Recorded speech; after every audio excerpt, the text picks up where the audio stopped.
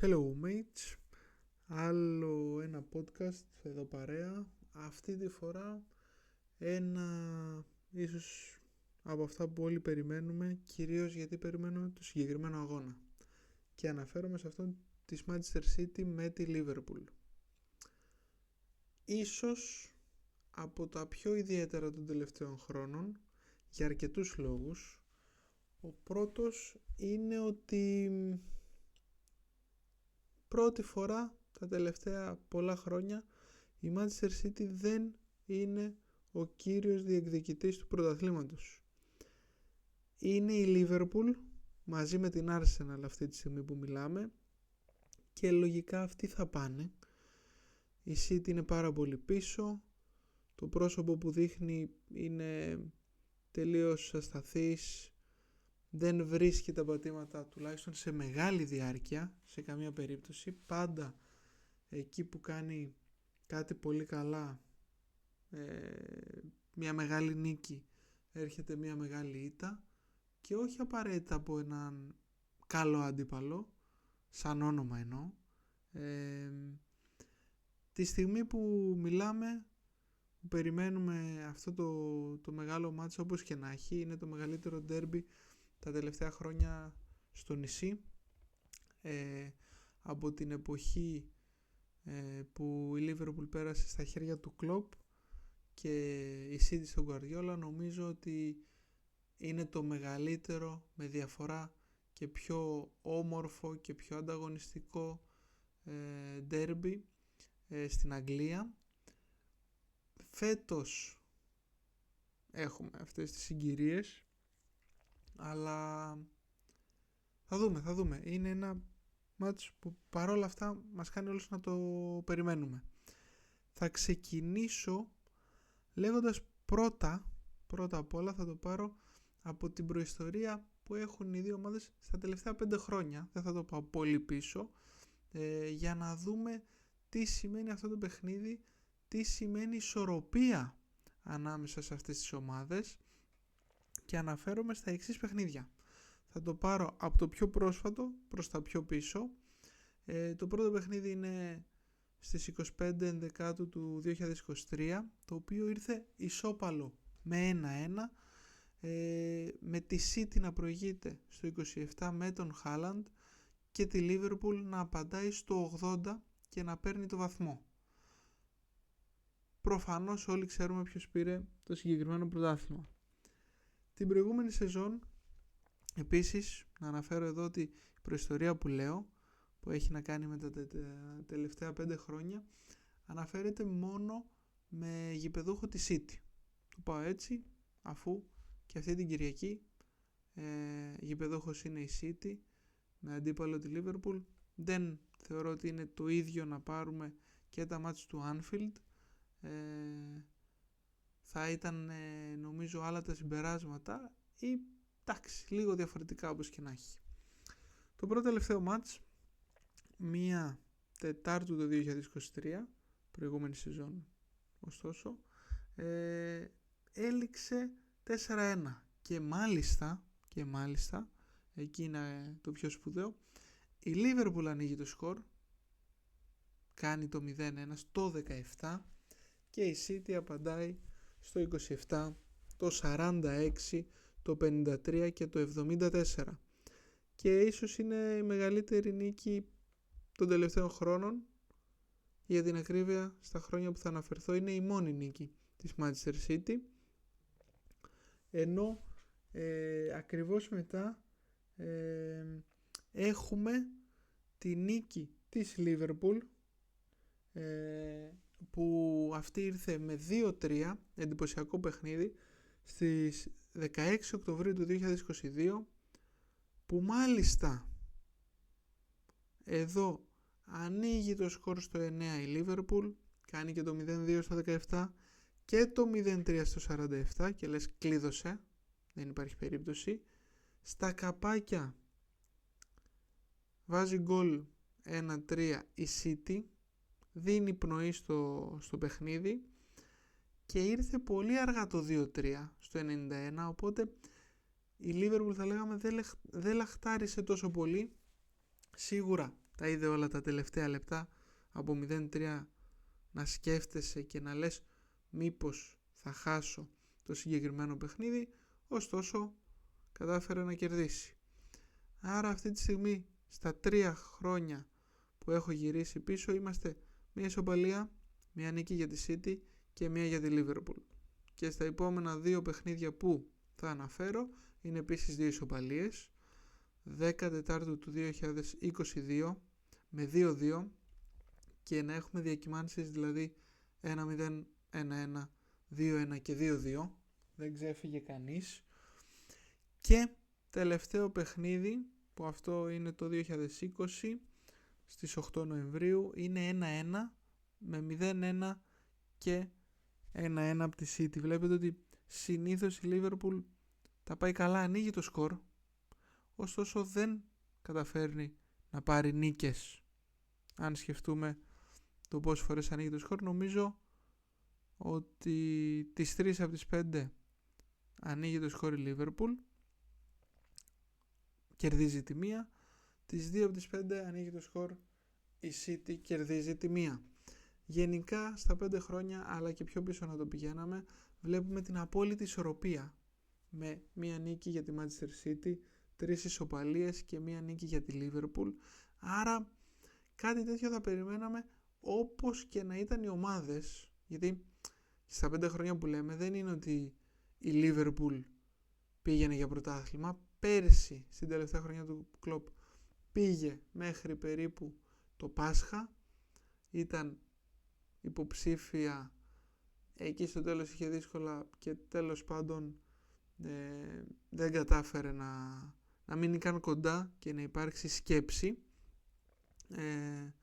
και τις προηγούμενες χρονιές δεν είναι, αγκομαχούσε μια χρονιά για την τετράδα. Δηλαδή θέλω να πω ότι αν κάποιος θεωρεί ότι το φετινό παιχνίδι είναι εύκολο σε εισαγωγικά για τη Liverpool σε σχέση με άλλες χρονιές, εννοώ, δεν εννοώ ότι θα πάει και θα πάρει ένα εύκολο διπλό, νομίζω ότι δεν το έχει σκεφτεί καλά.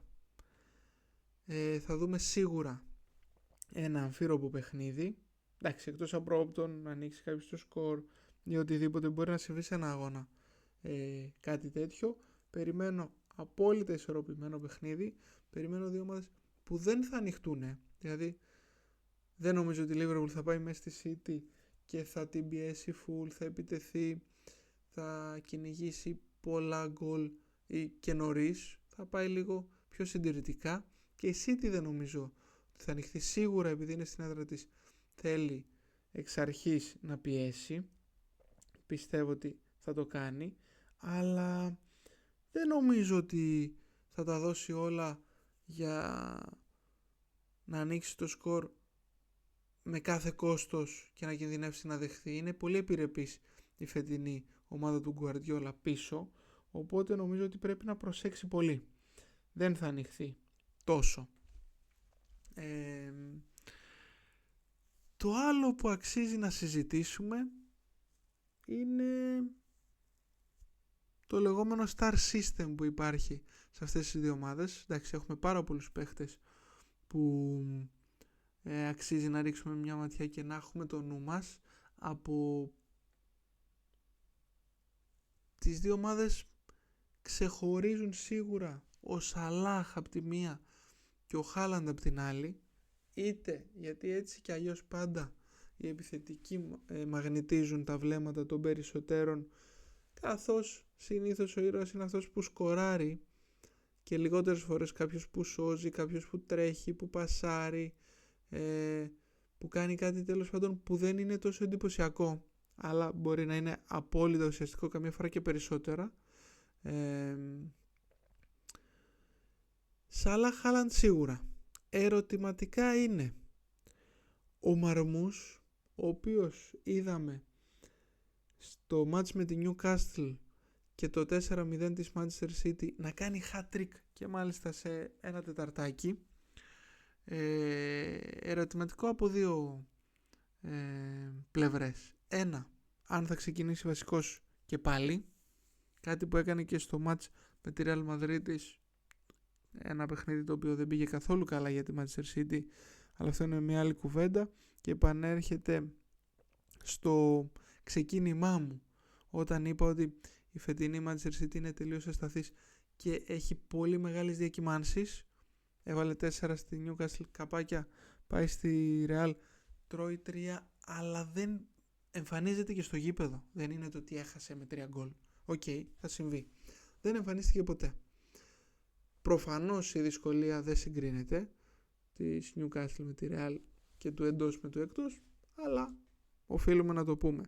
Οπότε ο Μαρμούς, ερωτηματικό αν θα παίξει βασικός, θεωρώ ότι θα αγωνιστεί βασικός.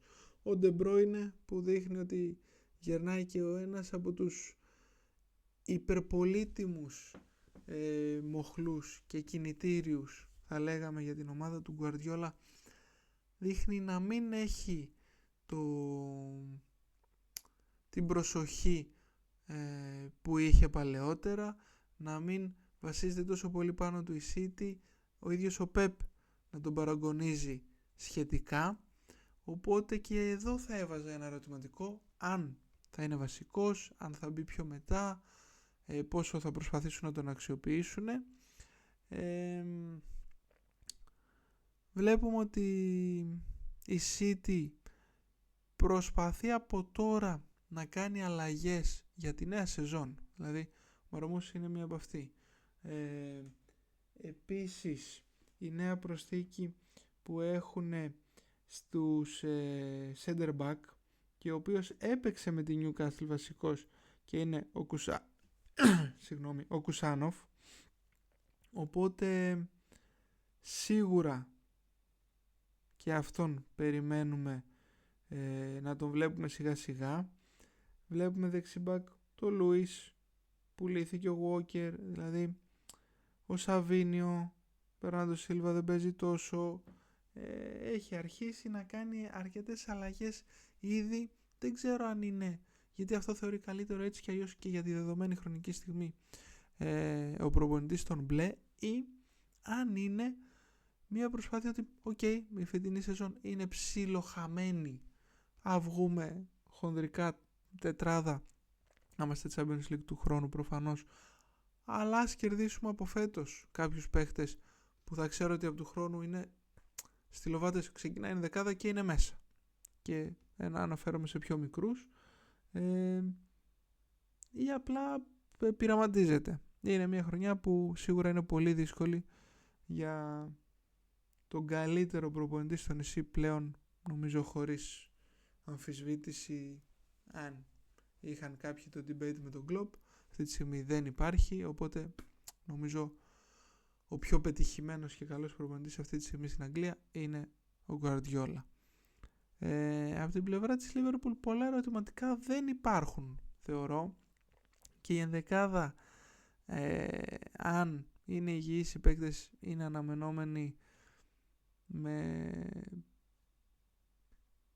τον Άρνολντ για μένα μόνο ερωτηματικό, όχι για το αν θα παίξει βασικός, ειδικά από τη στιγμή που ο Μπράντλεϊ χτύπησε, είναι ερωτηματικό αν βγαίνει στα περισσότερα παιχνίδια γύρω στο 70, γιατί θεωρούν ότι είναι στα κόκκινα και υπάρχουν κάποιες μετρήσεις που έχουν οι ομάδες και εμείς δεν μπορούμε να έχουμε, οπότε μπορεί να είναι αυτό, ή αν έχει να κάνει με το συμβόλαιο που δεν έχει ανανεώσει και ακούγεται πιο πολύ από όλους σε σχέση με το Φαντάκι και το Σαλάχ, που θεωρείται πιο δεδομένο ότι θα μείνουν και ακούγεται λιγότερο η αποχώρησή τους.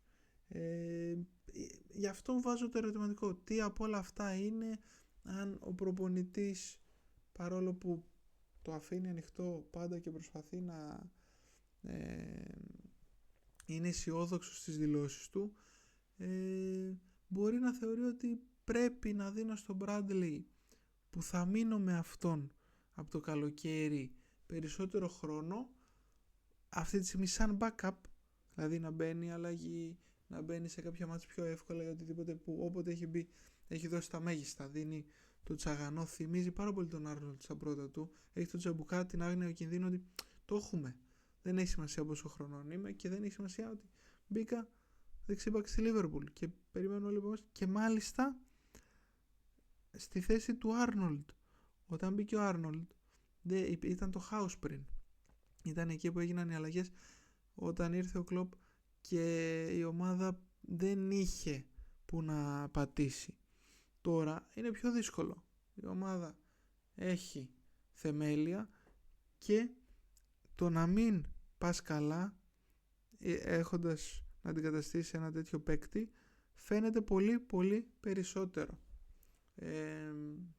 Οπότε μεγάλο ερωτηματικό και μοναδικό θεωρώ για τη Liverpool αυτό. Κατά τα άλλα σίγουρα θα περιμένουμε Σομποσλάι, περιμένουμε Σαλάχ, θα περιμένουμε Ζώτα αν είναι υγιής, πιθανόν με Ντίας, τον Gravenberch σίγουρα που φαίνεται ότι είναι η μεγάλη αγάπη του Σλότ, Φαντάι, Κονατέ και το καθεξής. Δεν νομίζω ότι τίθεται θέμα. Θα συνεχίσουμε και θα κλείσουμε στην ουσία αυτό το podcast με την εξής παραδοχή, ή τέλος πάντων να πούμε ότι το match είναι πολύ σημαντικό και για τις δύο ομάδες για πολύ πολύ πολύ διαφορετικούς λόγους και πολύ ανάποδους από ό,τι είχαμε συνηθίσει. Θα πιάσω πρώτα τη φιλοξενούμενη ομάδα, τη Liverpool. Νομίζω ότι πρώτον το θέλει πολύ να τονωθεί λίγο η ψυχολογία της, γιατί έχει κοντινές απώλειες, με ισοπαλία στην Everton στο 97 που πόνεσε πολύ στο Merseyside Derby και με ισοπαλία με την Aston Villa τώρα μεσοβδόμαδα με 2-2 σε ένα μάτς που είναι από τα μάτς που η Liverpool ήταν πολύ πολύ καλή και άξιζε την νίκη, αλλά δεν τα κατάφερε και κρατάμε το ότι δεν τα κατάφερε. Το ήταν πολύ καλή. Αυτή τη στιγμή που σιγά σιγά θα πηγαίνουμε προς το τέλος δεν έχει τόσο μεγάλη σημασία. Οπότε δεν σηκώνει στο κυνήγι του πρωταθλήματος κι άλλη απώλεια βαθμών. Θα έχει πολύ πολύ μεγαλύτερη πίεση από την Arsenal. Θα ξέρει ότι πλέον θα είναι στο ένα μάτσι διαφορά αν όλα είναι θετικά για τους κανονιέριδες, και μιλάμε ότι αυτή τη στιγμή πηγαίνει για πρωτάθλημα, οπότε δεν μπορεί να έχει απώλειες βαθμών. Δεν είναι καθαρά το γόητρο που είναι και αυτό να κερδίσει μέσα στη Manchester City, είναι ουσιαστικό το ζήτημα, ενώ ανάποδα για τη Manchester City είναι κυρίως θέμα γοήτρου και mentality και ψυχολογίας, δεν είναι βαθμολογικό τόσο.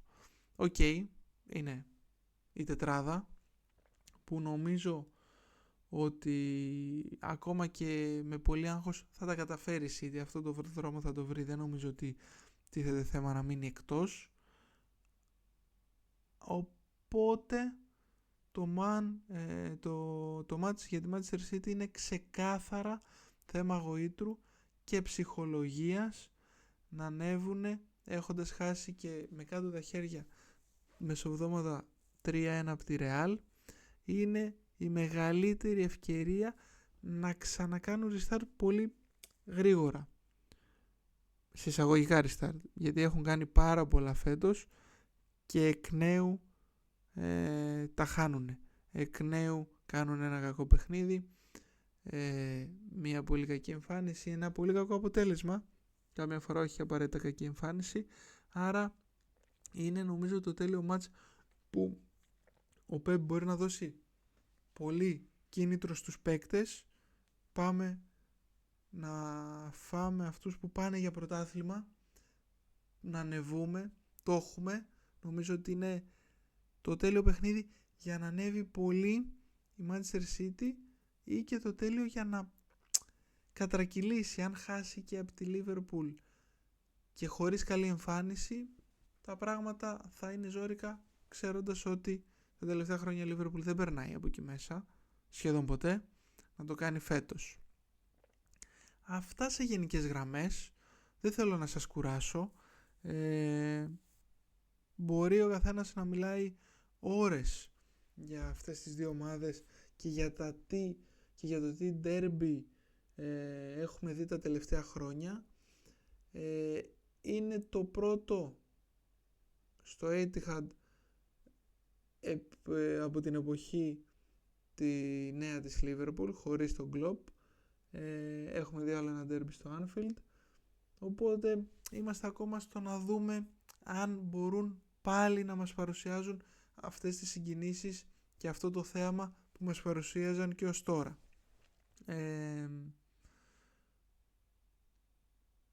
Θα ήθελα να ακούσω δικά σας σχόλια, να μου αφήσετε, να κάντε μια εγγραφή, κάντε ένα like, θα ακολουθήσουν κι άλλα βιντεάκια για να συζητήσουμε διάφορα πράγματα και πιθανόν ότι την Κυριακή, την ώρα του αγώνα, να κάνουμε και ένα live είτε στο YouTube είτε στο Twitch, θα το δούμε, για watch along, δηλαδή να βλέπω το παιχνίδι όπως μπορείτε να βλέπετε και εσείς στο κανάλι σας και να το περιγράφουμε, να συζητήσουμε, να κάνετε τα σχόλιά σας, να δούμε, να έχουμε αυτή την αλληλεπίδραση που νομίζω θα είναι πάρα πολύ ωραία.